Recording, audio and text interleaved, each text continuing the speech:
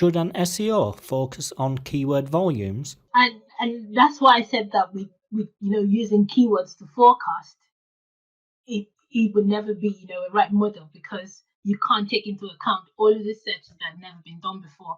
And that's why it's important to listen to your users, because what do your users actually want to see? What are they actually looking for? They're the ones that use your product. It doesn't matter if everyone's not searching for it. It's that super long tail specific thing that converts.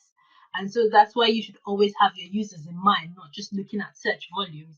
I would say contributed to this search engine journal article on looking at trends for 2021, and that was what I was like, search volumes would just cease to be, it would just cease to be the focus, because everyone's looking at that intent.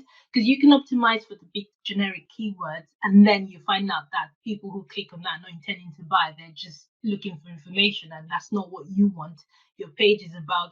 And there are some steps that you just can't change. If it's a product setup and you don't have that product, what do you do? So if you focus on what your users want, you will always get it right.